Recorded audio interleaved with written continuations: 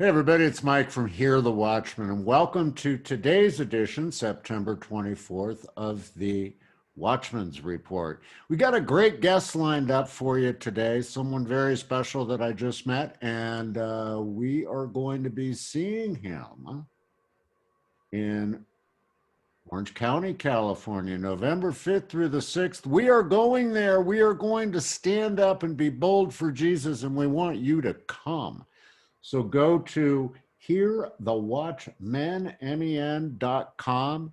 Get on board today, reserve your hotel room, get a ticket. Now listen, if for any reason that guy who runs California or any other bizarre government entity shuts us down on this, we'll still be there, but we will refund your ticket price and the hotel will release you from your reservations free of charge. If you go to the website, you will see all the speakers. You'll also see how to get a group rate at the hotel. We're going to have a great time, and we're going to stand up. We're going to do baptisms again this year.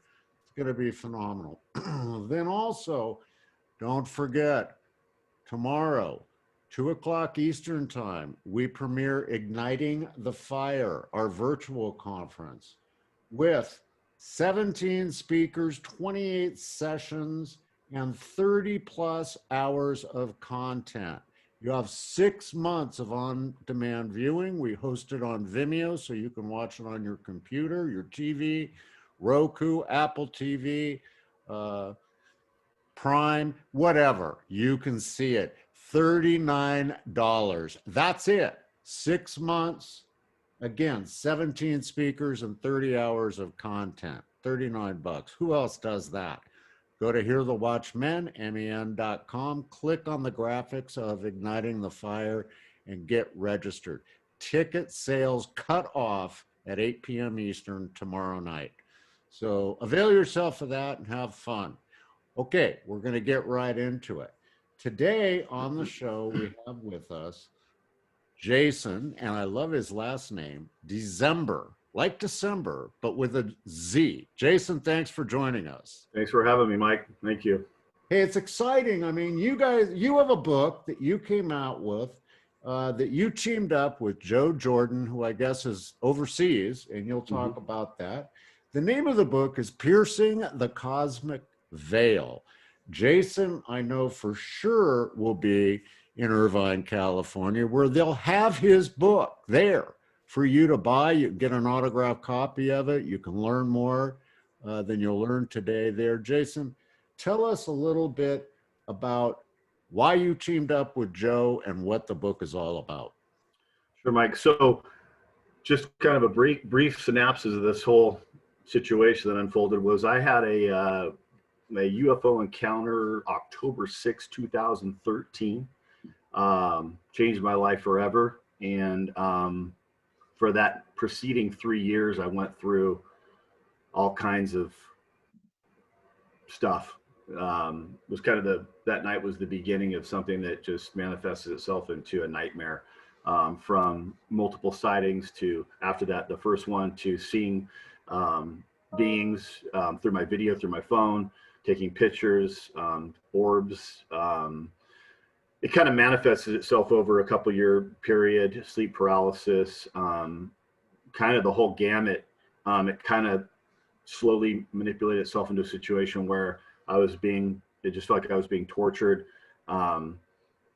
It was just it seemed like an attack on my mind. And it was probably the worst time of my life. It got to a point so bad that these things manifested themselves at the end of the experience in real time. And as I was sitting in my living room in Fullerton, California, these figures were lined up at the slider on my back door. They had finally manifested themselves into, like I said, into real time. And I thought I was going to die. I thought that they were going to come through the house and take me. I didn't know what the next steps were going to be at that point. I was sure that it was going to be my last night breathing air on planet Earth. And I ended up at the very last moment just crying out to Jesus Christ and asking him to help me. He appeared in my kitchen for a moment, and I looked over to see if those beings were at my back door, and they were gone. The sightings, the horrible experiences I was having, the dreams. I had been, a couple months prior to this experience, I had been found in my truck. There was about 5 hours of missing time. And my girlfriend found me out there at the time, and I was filming a ship prior to her finding me. I had some markings on my body. It felt like I'd been beat up by 7 or 8 guys. I had puncture wounds on me. I had scoop marks on me. And I went and saw a world-renowned hypnotherapist, Yvonne Smith. They videotaped my testimony. She asked me if I wanted to do the hypnosis, the regression. At the time, I decided that that wouldn't be the best for me. I didn't really want to know any more than had already happened over that 2 or 3 year period. So at that time, the night that Jesus showed up in my kitchen, and these things left and never came back again, I got on my knees and I ended up turning on the television the next morning, and came across a video from Joseph Jordan. It was in the late 90s. I think he was speaking and doing his testimony at a symposium in New Mexico at the time. And he was talking about alien abduction experiences and how he had been in the field for over 20 years doing research, and how he had these testimonies of people coming in that they were able to relieve these or eliminate these experiences from happening to them by crying out in the name of Jesus, by the authority of Jesus Christ. And it was something that I had been looking for. I had gone down all the rabbit holes through MUFON, through the US American UFO search. I was going down these things had taken me down a rabbit hole, because when you experience these ships and you experience something like that, you end up starting to obsess and try to figure out what really is happening. And it took my mind away from Christ, who I was starting to have a relationship with again at the time. And it pulled me away, and I just started going down every rabbit hole, from hybrids to this to that. And I wasn't able to find any help for that 2.5, 3 year period. It was kind of like a courting process where they were allowing me to see more things, more experiences were happening. And as much as I hated it, I felt like I was obsessed with it. And I was as far away from looking into this as a spiritual situation rather than a manifestation of, or something extraterrestrial that was coming here, and I needed to figure out what it was. Nevertheless, Joe's video changed my life. I think God used that video. It blew me away. I went to CE4 Research, which is our research group, which is our ministry. You can find online. I printed out the 8 R's to Freedom, which your listeners can go there and take a look at it. My girlfriend at the time printed those out and posted them all over the apartment. And I got back into the Word of God. I rededicated my life to Christ. And I have not had an experience since May of 2016. So things have been great. I tried to get a hold of Joe for 2 or 3 years, and I just couldn't track him down. I don't know what was going on. And this was earlier this year, maybe in February or March, I was going through YouTube, and he was being interviewed. I forgot who was interviewing him. Nevertheless, he left some contact information. I ended up emailing him, giving him my contact information, and within 5 minutes of me sending the email, he called me back. We chatted for 2.5 hours. I went through my complete testimony with him, and he said, listen, I don't know if I'm going to be coming back to the States. I'm working for a military contractor right now, and it's a pretty long contract, and I just don't think I'm going to make it back. And I'm looking to retire soon, and I need a representative in the States for the ministry, as well as I'm finishing up a book right now, and I'd actually like you to be a part of it, and me include the testimony and some other things to just kind of help me wrap it up. So nevertheless, I said, hey, I just called you to tell you thank you, and that your testimony had a huge impact on changing my life, and I don't really know if I want to get into all this. Maybe you should pray about it. And he said, it's already done. So here we are. I think we started working on this April this year, and we ended up it being published on July 2020, and it's called Piercing the Cosmic Veil. Joe just did a interview with one of your speakers, Derek Gilbert, about a week ago, I believe, who's going to be speaking here at the Watchmen in November. And so this is just kind of the synergy's just been happening. We've been doing a lot of interviews, Joe and I. We have a new partner, Lee. She's in Australia. She'll be representing E4 Research in Australia. And I just want to be a part of this so that I can give people my testimony. I can let them know how I was able to cancel these experiences from happening, and that there is a solution, and that the worldview of this realm of this abduction isn't exactly, I think, what people think it is or what the worldview wants it to be. We really believe that it's a spiritual encounter, and we get into depth about that. Joe has over 400 testimonies that back up our research, as well as we have 60 new testimonies in the book that have never been released, and we have them coming in on a weekly basis. So I just want to be used by God. I feel like I spent a lot of my life not following him, and at 48 years old, this is an opportunity for me to give back and to help people that may be looking for a solution, because there were points during that 2-3 years where I was contemplating suicide. No one would help me. No one would help me. It was like just being in a void. No one, and these are things that you can't really talk to a lot of people about as well, obviously.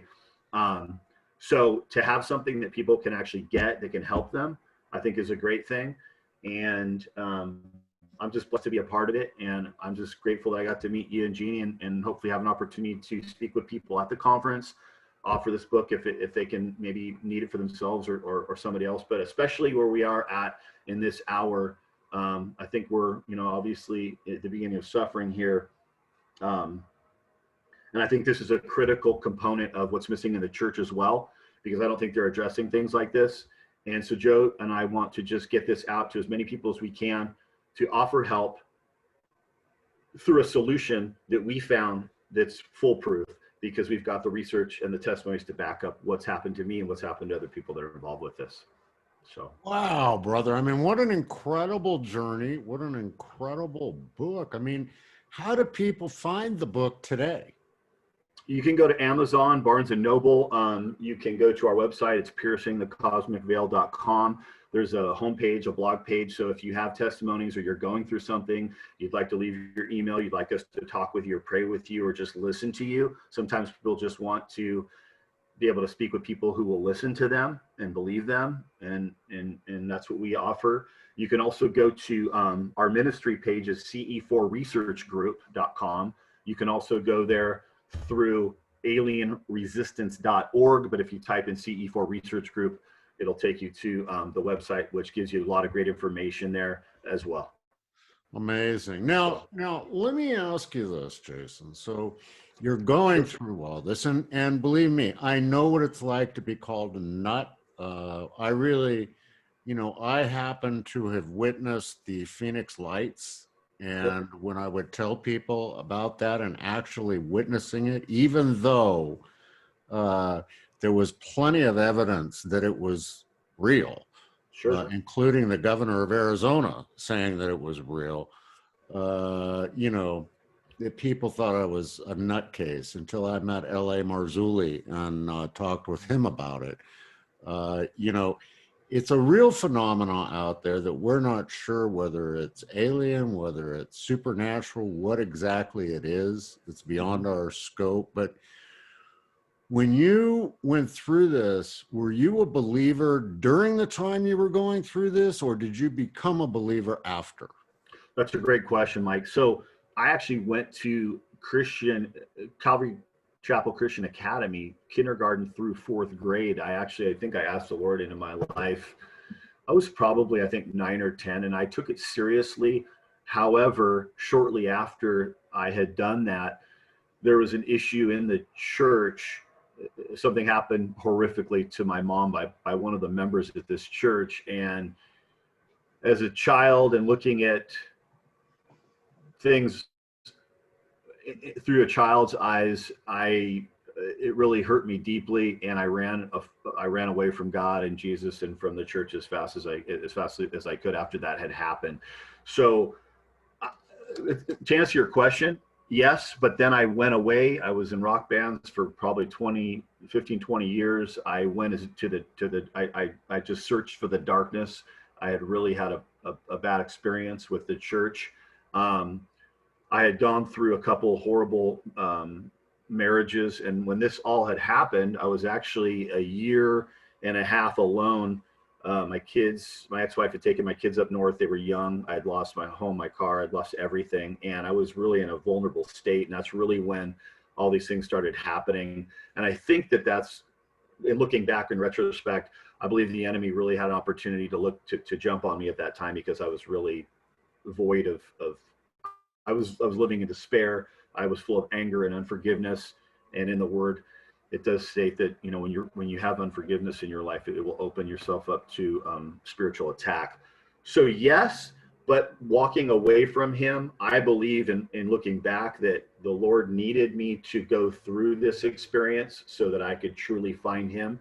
And in this happening, I was able to find him again, and actually find him in a way where I understood him like I never understood him before, and I fell in love with him. I fell in love with his principles, and I looked at the Bible as a historical book and a love letter and a cosmic war, not just a bunch of stories that were fed to me in school that I really couldn't track, because they give you a lot of milk when you're young. And I think it takes some people, knuckleheads like me, to have an experience like that where the Lord can bring me back. So hopefully that answers the question. Yeah, you did. I mean, very, very interesting journey. I mean, you know, some of us have had some interesting journeys. I mean, I went to the dark side for sure before I was saved. In jail, laundered money for a prominent motorcycle gang, crazy stuff, and then saved in jail by Jesus. So, I mean, we go down these paths and we have these experiences. Now, today, you've sort of turned this whole thing around. What's it feel like as you look back on this now, as your journey? What's it feel like to sit back and think like, wow, how did this happen? This is a great question. I looking back, it took a few years after everything stopped. I felt I've got to say I probably have some PTSD issues. I've got some had trouble sleeping. I think the whole experience itself damaged me to some degree. But through the last 4 years, what God's done in my life is he's given me hope. He's given me purpose where I didn't really feel like I had purpose before. He eliminated a lot of things that I hadn't dealt with as a child, but because of his promises and because of what he did for me, I was open and willing to give my life to him in a real way. And I just can't believe that this is happening for this. Just feel like looking back in the 4 years of this last 4 years and walking with Christ with me and my wife, and just spiritually growing together in the word and understanding him. It's been it's been a wild ride. Like I said, I didn't, you know, I look at things completely different now, and it's really opened up my mind to really what history is about and what our existence is about. And it's really not that complicated. I think the world takes us and puts all these ideas and deceptions in front of us. And I think that a lot of us go down these rabbit holes and are never able to come out of them. And like I said, I wouldn't wish this on my worst enemy. But I do believe that there's things that need to happen in your life, whether they're dark or whether maybe they could be great. Maybe they could be wonderful things like just light and love and, you know, good encounters. Maybe God uses some people like that, or uses things like that in some people's lives. I think we're all made fearfully and what does he say? Fearfully and uniquely made. He knows us before we were created in our mother's womb, and he knows exactly what his plans are for us. And I'm just thankful that I was given that opportunity in retrospect. To as bad as it was, I know now that I needed it to happen. I needed to be put against my back against the wall into a situation where you're going to either follow the world or you're going to follow him. And you know, when he shows up in your kitchen while these entities have that have been plaguing you for 2 years show up, and you know, you've got a Jesus standing in your kitchen, and it's real, and whether it's a vision or whatever anybody wants to say it was, it happened. But the moment that happened, the moment that I cried out to him, my life has changed. And it can change for people that are out there. I think that I had a lot of despair comes into your life when you're experiencing these things, and you can't tell a spouse, you can't tell a loved one, and you don't know how to deal with it, and you don't have any grounding, and you go on the web, or you go on a YouTube, or you go to different places, because the world's going to give you, and the enemy's going to give you all these trails to go down, all these carrots to chase. But at the end of the day, what they're doing is they're taking you away from the real solution. And again, I'm just thankful that that solution found me and gave me another opportunity. He was very patient with me through all those years that I was walking with the enemy.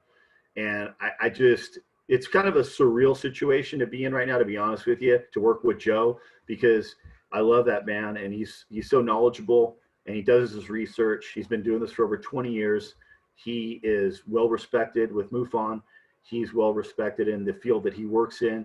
He's my mentor, which I was searching for a mentor, and just God just gave me everything that I was missing, and I just feel fulfilled. Sometimes it's overwhelming. Sometimes I get a little nervous when I do interviews now, and people are reaching out to us, and we're doing all these different things, but I just kind of jump in, and I wear my heart on my sleeve, and I'm here. I'm an open book. I just want to let people know my experience and let them know that there's help, and I'm here to do anything I can to pray with them or to listen to them.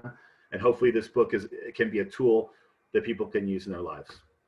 Wow. Shut the front door, man. That was off the hook. Crazy great, brother. I mean, it's inspiring to hear your story and to learn about your journey. I'm looking forward to learning more, folks. The book, Piercing the Cosmic Veil, Jason Dezember and Joe Jordan. Go to Amazon, Barnes and Noble. You can find it out there. Just Google these guys. It's everywhere. You'll find it. Get a copy. Come out to hear the Watchmen, Orange County, California, November 5th through the 8th. Meet them in person, talk with them, share your stories, because I just want to let you know, they don't wear tinfoil hats, and neither do I. We're there to you guys and share our experience, our strength, and our hope in Jesus with you, and as you go down your journey. So, Jason, I really want to thank you for taking time out of your day today to join us. Thank you. I appreciate it. Well, listen, folks, that's going to wrap it up for today's edition of the Watchman's Report. Don't forget, go to hearthewatchmen.com, get signed up for Igniting the Fire. You have until 8 o'clock Eastern tomorrow night to get a ticket. Don't want to miss it. Again, where else can you get 17 speakers and 30 plus hours of content for 6 months for only $39? Go there, avail yourself of what's happening. And don't forget, as we always say here on the Watchman's Report, there's absolutely nothing you can't do with Jesus in your heart, except nothing at all. Get out there, get busy, activate your faith, and we'll see you in Orange County, California. God bless. Amen.